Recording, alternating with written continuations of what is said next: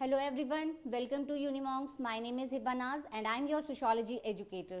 चलिए आज का लेक्चर शुरू करते हैं। जैसे कि हमने अपना इंडियन सोसाइटी एनसीईआरटी बुक शुरू कर दिया था, जिसमें से हमारे 2 चैप्टर्स कंप्लीट हो चुके हैं। चैप्टर 1 था हमारा और चैप्टर 2 डेमोग्राफी। आज हम चैप्टर 3 शुरू करेंगे, social institutions continuity and change. ये चैप्टर बहुत ज़्यादा इंपॉर्टेंट है। जैसे मैंने आपसे कहा था, हमारा चैप्टर 2 बहुत इंपॉर्टेंट है। उससे 5 क्वेश्चंस पूछे गए थे आपके लास्ट ईयर एग्जाम में, लेकिन मैं आपसे कहूँगी कि हमारा चैप्टर 3 और ज़्यादा इंपॉर्टेंट है, क्योंकि इस चैप्टर से 7 क्वेश्चंस आपसे पूछे गए थे सीयूईटी 2022 में, और आगे भी बहुत ज़्यादा चांसेस हैं कि इस चैप्टर से क्वेश्चंस पूछे जाएंगे। क्यों पूछे जाएंगे? क्योंकि हम बात कर रहे हैं इंडियन सोसाइटी की। अब इंडियन सोसाइटी पढ़ रहे हैं तो उसमें हम उसके इंस्टीट्यूशंस पढ़ रहे हैं, और इंस्टीट्यूशंस हमारे क्या हैं? जैसे कि हमारा फैमिली, किनशिप, कास्ट, क्लास, तो ये सारे जो भी इंस्टीट्यूशंस हैं हम इस चैप्टर 3 में पढ़ रहे हैं, और हमारे इंडियन सोसाइटी के लिए बहुत इंपॉर्टेंट टॉपिक्स और कॉन्सेप्ट्स हैं। तो इससे आपको आगे भी बहुत ज़्यादा सवाल पूछे जा सकते हैं। तो ये चैप्टर भी हमारे लिए बहुत इंपॉर्टेंट है। जैसे कि मैंने पुराने चैप्टर्स को भी डिवाइड करा था, तो इस चैप्टर को भी मैंने 5 सेक्शंस में डिवाइड करा है, क्योंकि हमें जो भी हमारे इंस्टीट्यूशंस पढ़ने हैं उनको अच्छे से डिटेल में पढ़ने हैं, ताकि उनसे कोई भी सवाल आगे पूछा जाए तो हम उनका आंसर कर पाएँ। तो आज हमारा चैप्टर 3 का पार्ट 1 हम शुरू करने वाले हैं। पार्ट 1। तो आज के लेक्चर में हम क्या पढ़ने वाले हैं? आज हम पढ़ेंगे कास्ट सिस्टम। कास्ट सिस्टम क्या है, फीचर्स ऑफ कास्ट सिस्टम क्या है, और इसके 2 इंपॉर्टेंट प्रिंसिपल्स हैं वो क्या हैं। ठीक है, तो चलिए लेक्चर शुरू करते हैं। जैसे कि मैं आपसे कह रही हूँ कि आज हमें कास्ट सिस्टम पढ़ना है, तो इंडियन सोसाइटी हम लोग किस तरह से हम लोग फैमिलियर हैं कि जो हमारी इंडियन सोसाइटी है वर्ल्ड वाइड फेमस है। किस चीज़ के लिए है? ट्रेडिशनल इंडियन सोसाइटी के लिए, अपने कास्ट सिस्टम के लिए, अपने इंडियन कल्चर के लिए। तो आज हम वही पढ़ने वाले हैं, कास्ट सिस्टम। जैसा कि हम सब जानते हैं, ये हमारी इंडियन सोसाइटी है। इसमें अलग अलग इंस्टीट्यूशंस हैं, या हम कहें एलिमेंट्स हैं या कंपोनेंट्स हैं, जिसमें हमारे एक कास्ट है, एक क्लास, एक family, kinship, religion, economy, polity, education. तो आज हमें क्या पढ़ना है? कास्ट सिस्टम पढ़ना है। बहुत इम्पॉर्टेंट टॉपिक है, सवाल पूछे गए हैं, आगे भी पूछे जाएंगे। और वैसे भी ये कॉन्सेप्ट ऐसा है, अगर आप सोशियोलॉजी एडमिशन लेते हैं ग्रेजुएशन कोर्स में सोशियोलॉजी से या पोस्ट ग्रेजुएशन में, तो ये आपका हमेशा रहेगा ये टॉपिक। तो आपको इन डिटेल इसको अभी से अच्छे से पढ़ना है। तो मैं बात कर रही थी, हमें कास्ट सिस्टम पढ़ना है। हम लोग इंडियन सोसाइटी की बात कर रहे थे, जिसमें बहुत सारे इंस्टीट्यूशंस हैं, तो एक इंस्टीट्यूशन आज हमें पढ़ना है, कास्ट सिस्टम। अब हम इंडियन सोसाइटी की बात करते हैं, तो जैसे ये हमारी इंडियन सोसाइटी है और इसमें हम बोल रहे हैं कास्ट सिस्टम। ठीक है, तो हम सब जानते हैं इंडियन सोसाइटी में कास्ट सिस्टम हर कोई सुनता है, अपने फैमिलीज़ में भी बात होती है कि आप कौन से क्लास से या कास्ट से, नॉट क्लास, आप कौन से कास्ट से बिलोंग करते हो। आपका अपर कास्ट है, आपका मिडिल कास्ट है ना, या आप लोअर कास्ट से बिलोंग करते हो, या कोई और लोअर कास्ट से बिलोंग करता है। इस तरह के बातें होती हैं, तो ये टर्म्स हमने सुने हैं। तो आज हम सोशोलॉजिकल पॉइंट ऑफ व्यू से इनको समझेंगे कि इनके पीछे का क्या रीज़न है, क्यों अपर कहा जाता है, क्यों मिडिल कास्ट बोला जाता है, और क्यों लोअर कास्ट बोला जाता है। और फिर हम देखेंगे कि इंडियन सोसाइटी में अपर कास्ट का क्या पोजीशन है, उनके क्या रोल हैं, उनके क्या फंक्शंस हैं।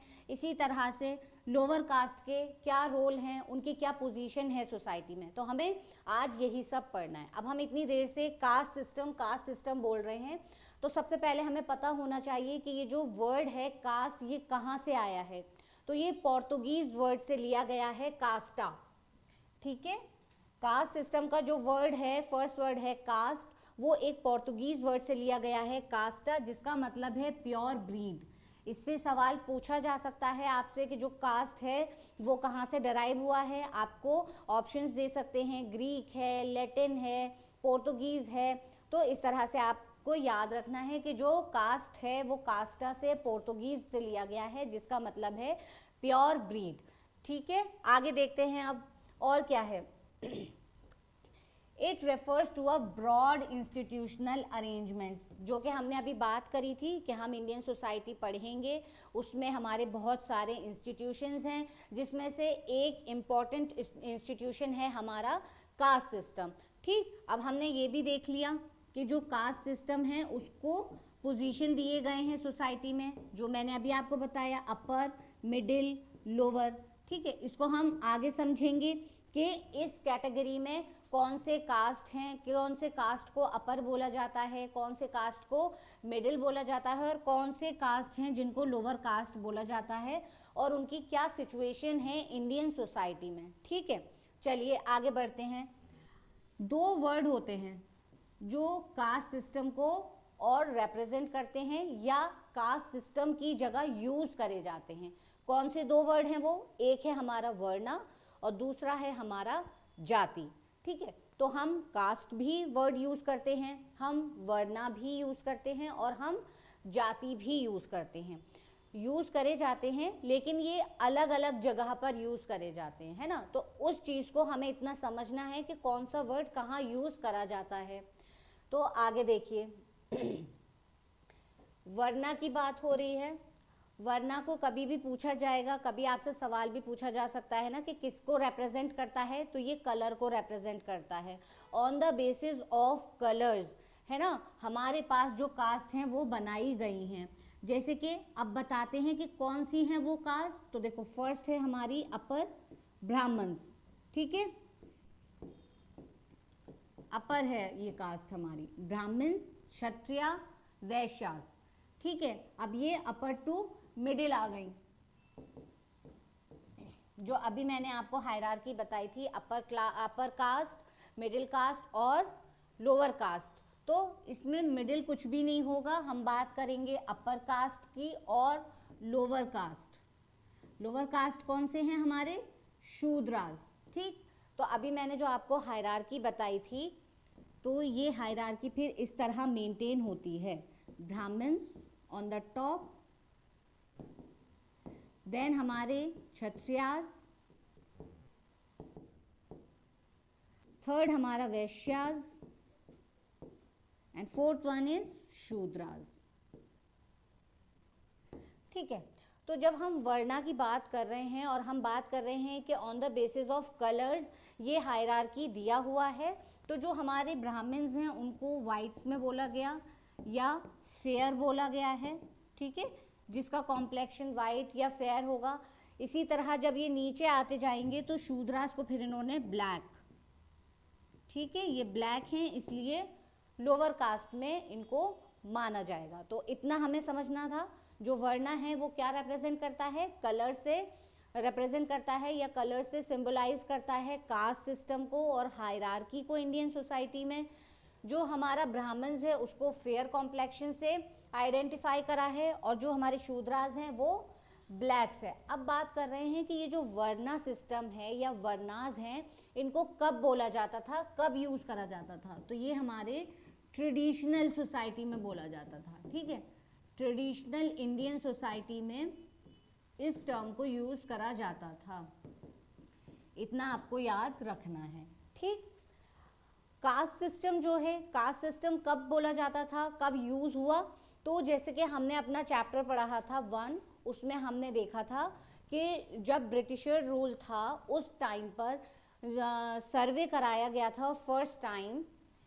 ठीक, 1860s में जब सर्वे हुआ तब देखा गया कि इंडियन सोसाइटी में एक हायरार्की है, जहाँ पर कुछ लोग हैं वो अपने आप को अपर कास्ट बोलते हैं, जनरल बोलते हैं, जनरल कास्ट बोलते हैं, और दूसरे लोग हैं जिनको वो लोअर कास्ट बोलते हैं और उनको अनटचेबल की तरह ट्रीट करते हैं। तो इस सर्वे को आगे फिर बढ़ाया गया और उस पे फिर ब्रिटिश गवर्नमेंट ने बोला गया, हर्बर्ट राइजले, ठीक है, एक कमेटी मेंबर थे जिनसे बोला गया कि उनको ये एक सर्वे कंडक्ट करना है। और वो कब हुआ था? 1901 में करवाया गया था, जहाँ पर उनको बोला गया था कि आपको पूरी इंफॉर्मेशन कलेक्ट करनी है कि इंडियन सोसाइटी में जो ये हायरार्की बोली जा रही है on the basis of their caste, ये किस तरह से है, कौन से कास्ट है इंडियन सोसाइटी में और वो क्या क्लेम करते हैं, कौन सी पोजीशन क्लेम करते हैं। तो इस तरह से हर्बर्ट राइजले ने 1901 में एक सर्वे कंडक्ट करा था, जहां पर इन्होंने इंफॉर्मेशन ली थी सोशल हायरार्की ऑफ कास्ट की।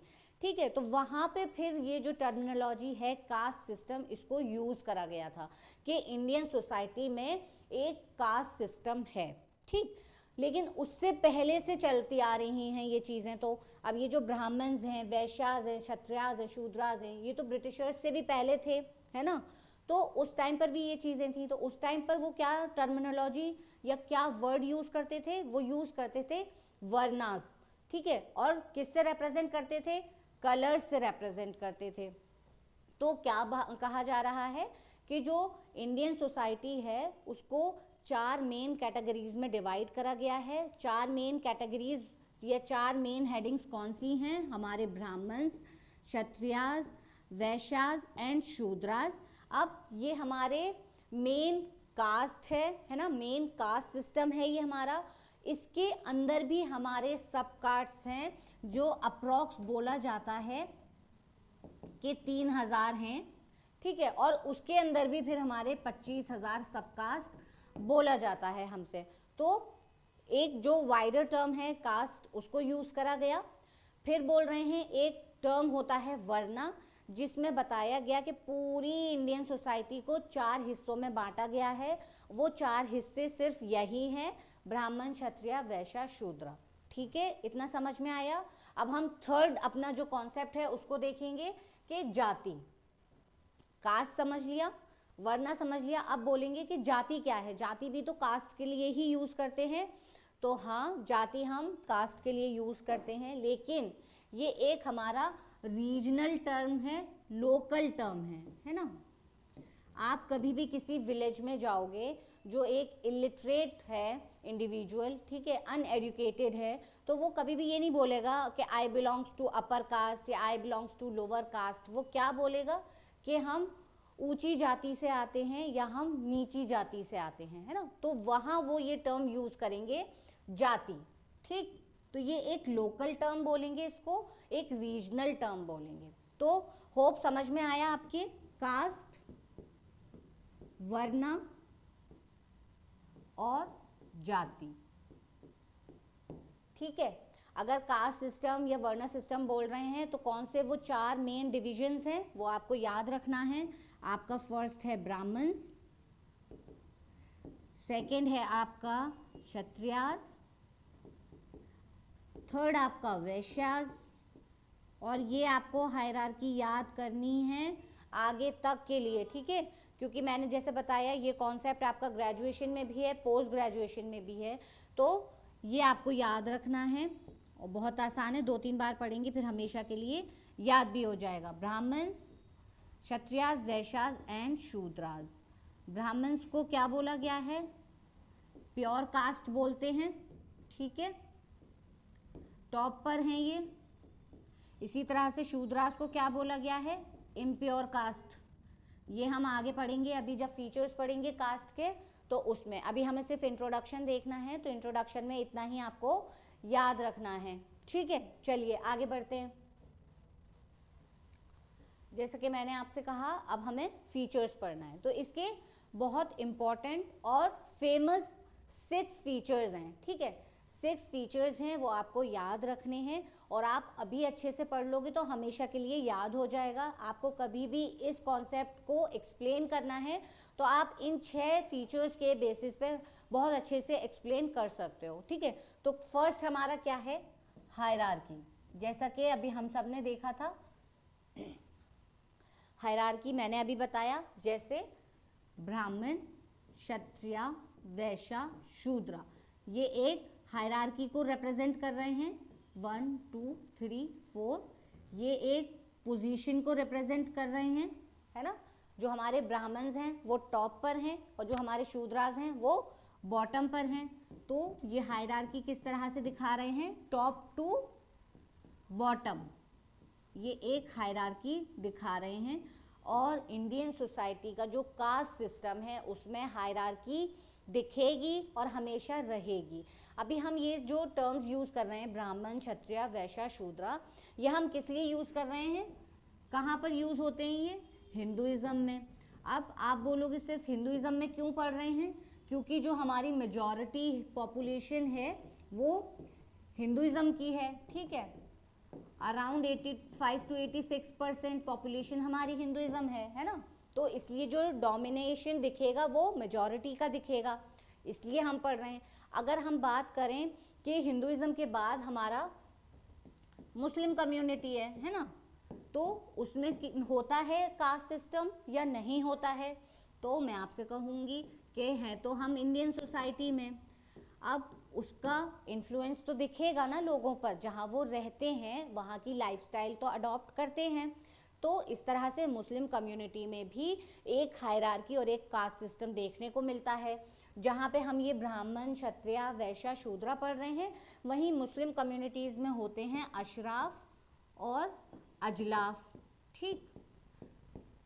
तो ये दो पोजीशंस को दिखा रहे हैं यहाँ पर। ये इस तरह से हायरार्की को रिप्रेजेंट कर रहे हैं, टॉप और बॉटम, या फिर हम जैसे जो वर्ड यूज़ करते हैं अपने एकेडमिक्स में क्या करते हैं, जनरल कैटेगरी बोलते हैं, है ना। जनरल कैटेगरी होती है, ओबीसी कैटेगरी होती है। तो इसी तरह से मुस्लिम कम्युनिटी में ये दो कैटेगरीज होते हैं, अशराफ जिसको जनरल बोलते हैं और अजलाफ जिनको ओबीसीज बोलते हैं, ठीक।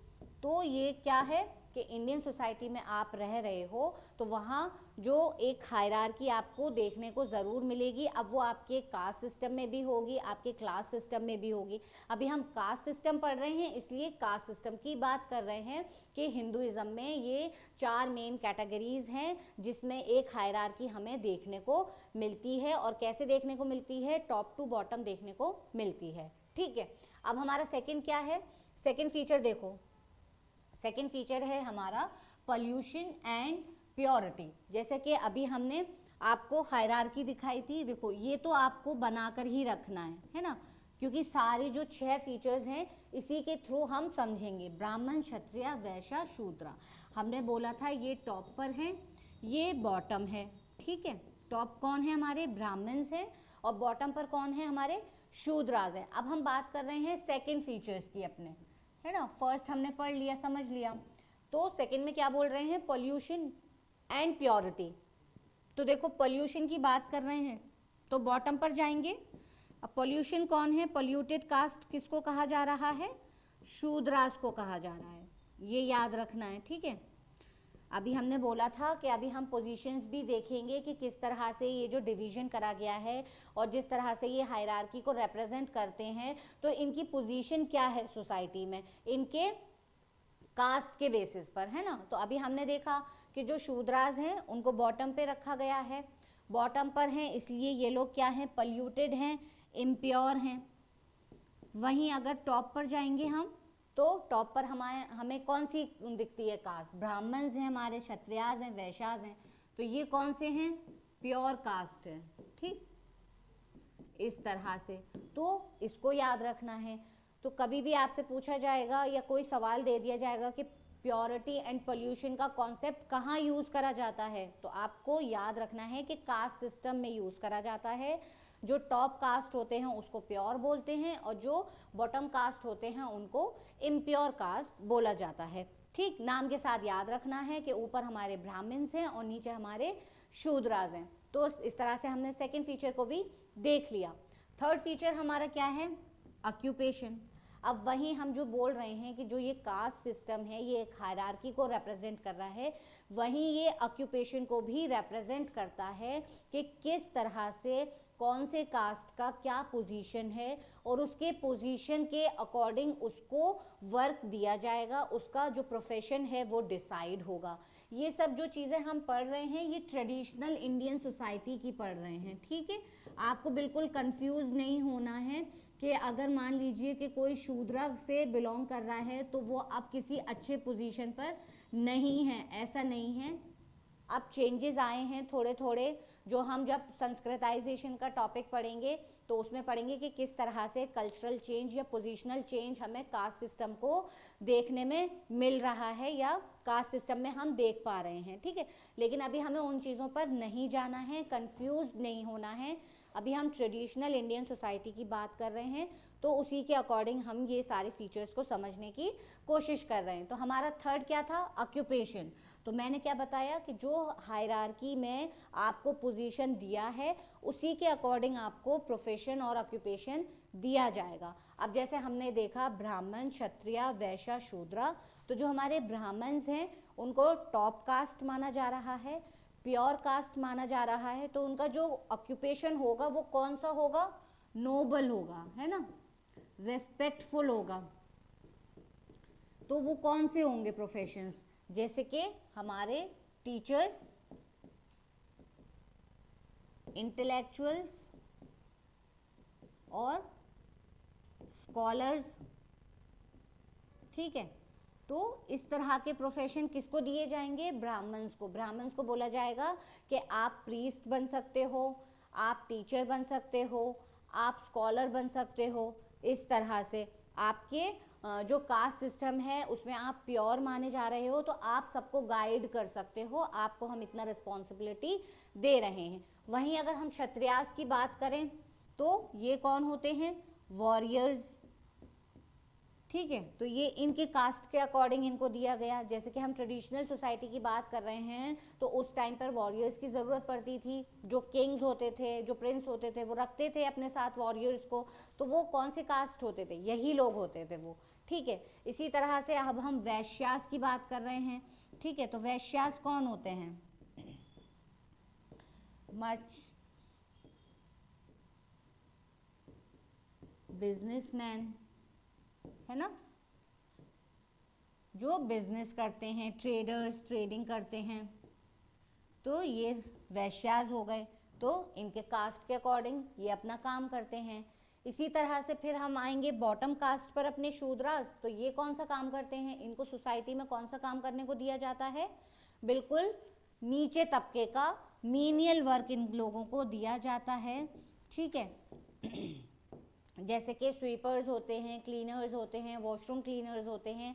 इस तरह का जॉब शूद्रास से करवाया जाता है। क्यों करवाया जाता है, क्योंकि ये बॉटम कास्ट हैं, इम्प्योर कास्ट हैं। तो ये जो इम्प्योर वर्क होता है वो अच्छे से कर सकते हैं। और ये सब किसका मानना है, इनसे ऊपर जो 3 कास्ट हैं उनका ये सब मानना है कि हमारे ये जो काम हैं, जो इम्प्योर वर्क हैं, वो सिर्फ हमारा जो बॉटम कास्ट है वही कर सकता है। तो इसलिए इनको नाले साफ़ करवाए जाते हैं, वॉशरूम्स क्लीन करवाए जाते हैं, इस तरह के सारे काम करवाए जाते हैं। और फिर इनको ट्रीट भी किस तरह से करा जाता है, अनटचेबल्स की तरह, ठीक है।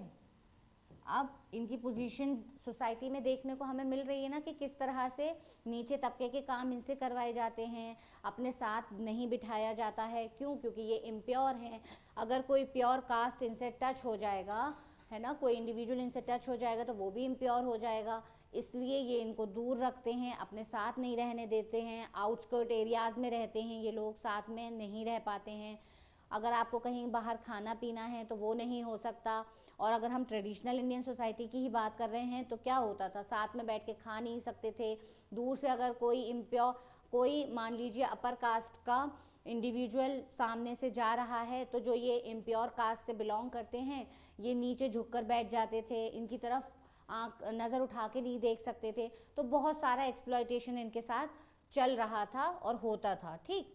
अब हम बात कर रहे हैं फोर्थ फीचर की, कॉमनसैलिटी। 3 फीचर्स हमने पढ़ लिए, होप समझ में आ रहा होगा आपको। फोर्थ फीचर है हमारा कॉमनसैलिटी। ये किससे रिलेट करता है, ये हमारे फूड बिहेवियर से रिलेट करता है, फूड कल्चर से बिहेव करता है, ठीक है। किस तरह से, ये कह रहे हैं कि हमारे कास्ट के अकॉर्डिंग ही हमें खाना मिलेगा खाने के लिए, या हम खाना खा सकते हैं। हमारे अपने अपने कास्ट के अपने अपने फूड कल्चर होंगे, उसे हमें फॉलो करना है। जैसे कि बहुत फेमस होता था एक पक्का फूड, ठीक है, और एक होता था कच्चा फूड। तो क्या बोला जाता था कि जो पक्का फूड है वो सिर्फ घी में बनेगा या घी में बनता है, इसलिए उसको पक्का फूड कहा जाता है। ठीक है, और कच्चा फूड क्या होता है, पानी से बनता है। अब यहीं पे आपसे अगर मैं पूछूंगी कि बताइए पक्का फूड किसको खाने को मिलेगा और कच्चा फूड किसको खाने को मिलेगा, तो आप बहुत अच्छे से बता पाओगे कि मैम जो पक्का फूड है जो घी से बन रहा है वो हमारे टॉप कास्ट को दिया जाएगा, जो हमारे ब्राह्मण्स हैं या ऊपर के कास्ट हैं। और वहीं अगर हम बात करेंगे कि कच्चा फूड किसको खाने को दिया जाएगा या फूड कल्चर किसका है, तो वो हमारे शूद्रास का है कि पानी से बना हुआ खाना वो खाएंगे। ठीक है, उसके बाद वही अपने अपने जो फूड कल्चर फूड ट्रेड्स हैं अपने कास्ट के अकॉर्डिंग फॉलो करेंगे। ठीक, तो कॉमन सैलिटी उसको हमें कहना है और ये टर्म याद रखना है। नेक्स्ट हमारा क्या है, फिफ्थ फीचर देखो, कास्ट सिस्टम का फिफ्थ फीचर है सेगमेंटल डिवीजन। जैसे कि हमने अभी बात करा ब्राह्मण, क्षत्रिय, वैश्य, शूद्र। ठीक, तो सेगमेंटल डिवीजन का यहाँ पर मतलब है कि जो ये मेन 4 कैटेगरीज हैं ये तो हैं, इनके अंदर भी अपना एक और डिवीजन है। जैसे कि ब्राह्मण्स के अपने सब कास्ट होंगे, ठीक, इसी तरह से क्षत्रिय के अपने सब कास्ट, और इसी तरह से वैश्यास और शूद्रास को तो बोला ही जा रहा है कि ये इम्प्योर हैं, हमसे अलग हैं। ठीक, तो इस तरह से क्या है इसका फिफ्थ फीचर कास्ट सिस्टम का कि ये इंडियन सोसाइटी में 4 मेन कैटेगरीज तो हैं, लेकिन इनके अलावा भी इनके अंदर डिविजन्स देखने को मिलते हैं, उसमें भी इनका अपर मिडिल लोअर सब चलता है। ठीक है, नेक्स्ट देखो सिक्स्थ फीचर एंडोगेमस मैरिज। अभी तक हम बात कर रहे हैं कि जो ये कास्ट सिस्टम है ये रिप्रेजेंट करता है हायरार्की को, टॉप टू बॉटम की हायरार्की हमें देखने को मिलती है, और इस हायरार्की इस पोजीशन के अकॉर्डिंग ही इंडिविजुअल को उसका ऑक्यूपेशन दिया जाता है, उसका प्रोफेशन डिसाइड करने को मिलता है। तो वहीं अब हम मैरिज की बात कर रहे हैं तो वो भी तो रूल्स वहाँ फॉलो करे जाएंगे, है ना, अकॉर्डिंग टू देयर कास्ट उनके जो भी मैरिज रिचुअल्स मैरिज कल्चर्स होंगे उसको फॉलो करना होगा। तो एक इम्पॉर्टेंट है हमारा कास्ट सिस्टम का फीचर एंडोगेमस। इसका मतलब होता है विद इन कास्ट। ठीक है, कि आपको शादी करनी है तो आप विद इन कास्ट करोगे, मतलब ब्राह्मण्स में किसी को शादी करनी है तो वो ब्राह्मण्स में ही शादी करेगा। ठीक है, वो क्षत्रिय से शादी नहीं कर सकता, वैश्य से नहीं कर सकता, शूद्र से तो सोचेगा भी नहीं, है ना। इसी तरह से क्षत्रिय को शादी करनी है तो वो अपने क्षत्रिय कम्युनिटी अपने कास्ट सिस्टम में ही शादी करेगा, ना वो ब्राह्मण में शादी करेगा और ना वो वैश्यास में शादी करेगा। तो एंडोगेमस का मतलब क्या हुआ, विद इन कास्ट, अपने कास्ट के अंदर शादी करना।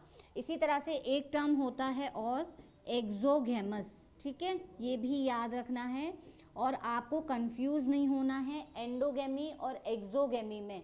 एंडोगेमी मतलब विद इन कास्ट इनर, ठीक है, इनर वर्ल्ड, इस तरह से याद करना है।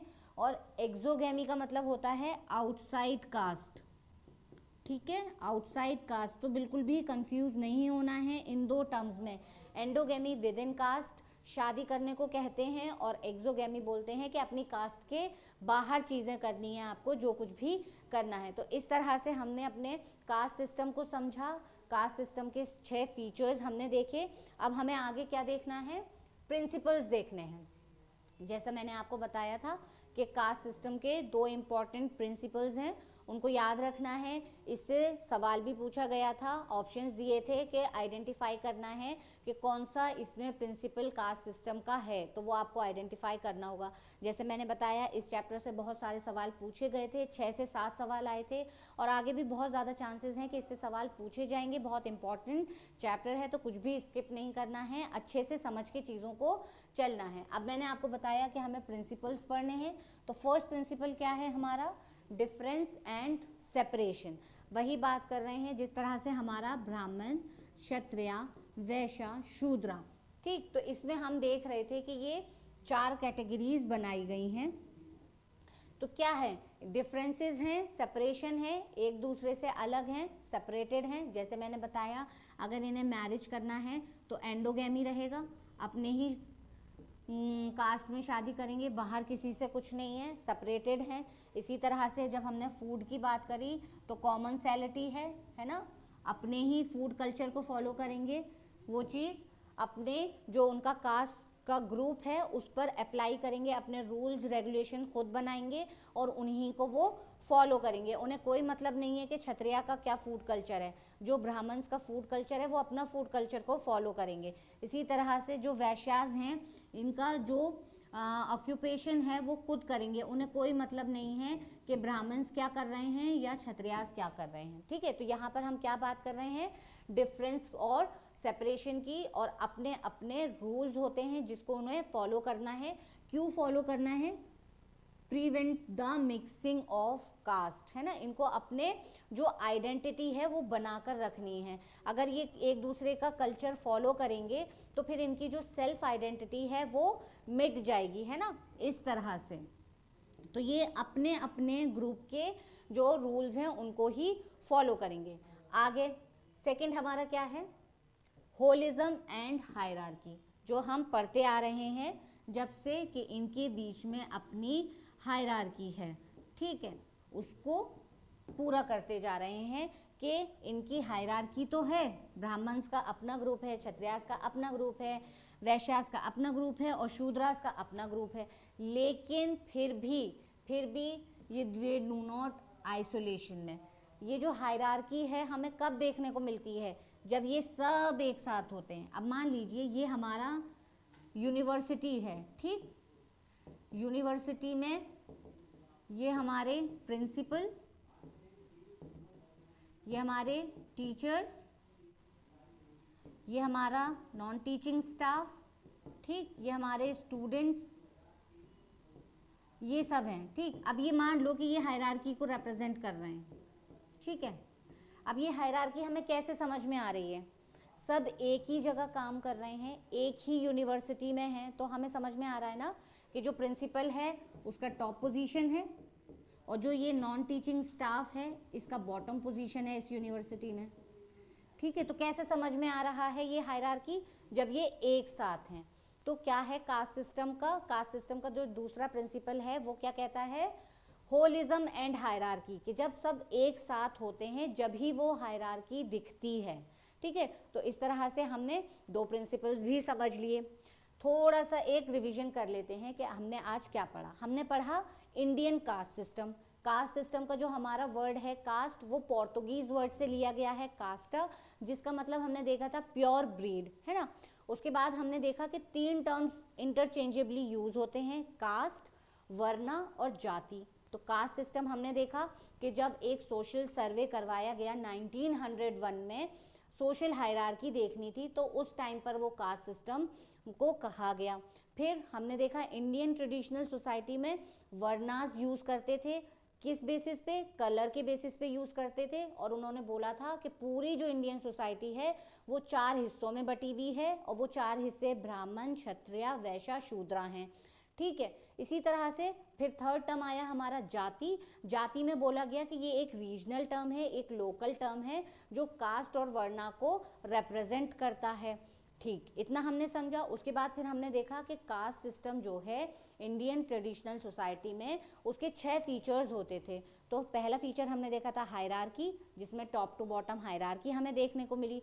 उसके बाद हमने क्या पढ़ा था, पॉल्यूशन एंड प्योरिटी पढ़ा था कि हाँ, सोसाइटी में पॉल्यूशन एंड प्योरिटी की बात होती है जब भी हम कास्ट सिस्टम की बात करते हैं।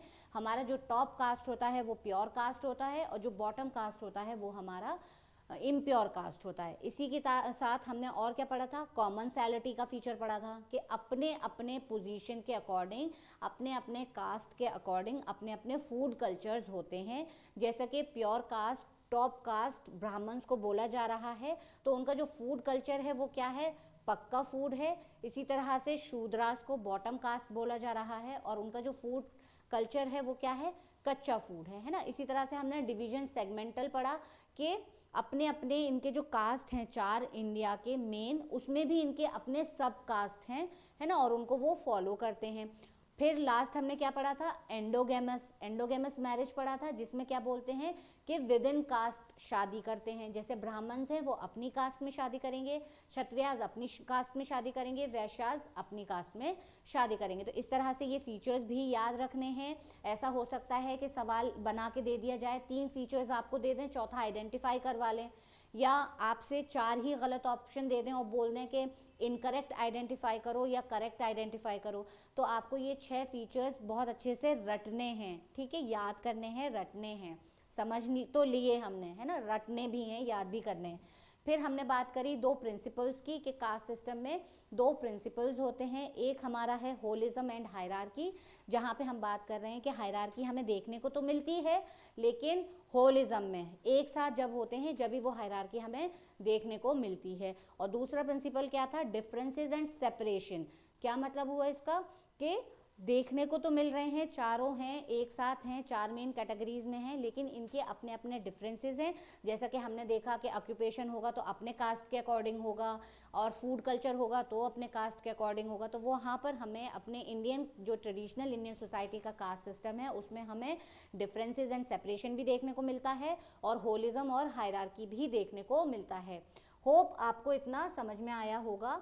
बहुत आसान सा टॉपिक है, बस एक बार अच्छे से पढ़ लो, समझ लो, तो आगे तक के लिए तैयार हो जाएगा। और सवाल हर बार पूछे जाते हैं, ठीक है, कास्ट सिस्टम से 1-2 सवाल ज़रूर पूछे जाते हैं, तो आप इनके फीचर्स को भी अच्छे से याद कर लो। मैंने यहाँ कुछ क्वेश्चंस डाले हैं, इनको हम सॉल्व करते हैं, थोड़ा प्रैक्टिस होगा। तो फर्स्ट क्वेश्चन क्या है हमारा? The census under the direction of Herbert Risley was particularly important as it sought to collect. देखो मैंने लेक्चर के बीच में भी बताया था ना कि हर्बर्ट राइजले से एक सर्वे करवाया गया था। किस पे करवाया गया था? Information on the social hierarchy of caste पर करवाया गया था, और मैंने लेक्चर में डेट भी बताया था। तो वो डेट इनमें से कौन सा है? 1901, ठीक है। इस तरह से आपको ये चीज़ें याद रखनी हैं, डेट्स भी याद रखने हैं, और उन डेट्स पे क्या सिचुएशंस रही थी उसको भी याद रखना है। इस तरह से ही सवाल पूछे जा सकते हैं। आगे देखो, आगे क्या है? In which year the government of India act was passed which gave legal recognition to the term scheduled tribes and scheduled caste, ठीक है। तो ये क्या था? जैसे अभी मैं आपसे कास्ट सिस्टम में बात कर रही थी कि टॉप कास्ट और बॉटम कास्ट। तो बॉटम कास्ट में अभी हमने डिस्कस करा था, शूद्रास को एक्सप्लॉइट करा जाता था, इम्प्योर बोला जाता था, अनटचेबल्स ट्रीट करा जाता था, आउटस्कर्ट्स रीजन्स में उनको रहने को बोला जाता था, ठीक है। तो वो बहुत ज़्यादा एक्सप्लॉयटेशन चल रहा था। तो हमारा फिर एक गवर्नमेंट ऑफ इंडिया एक्ट करके आया था जिसमें इन्होंने रिकॉग्निशन दिया था शेड्यूल्ड ट्राइब्स और शेड्यूल्ड कास्ट का, जहाँ पर इनको थोड़ा सा वेलफेयर करा गया था। इनके लिए कुछ क्या बोलूँ, पॉलिसीज़, कुछ प्रोग्राम्स, कुछ रिजर्वेशन, इस तरह से इनके वेलफेयर के लिए काम करा गया था, ठीक है। तो वो कौन सी साल थी?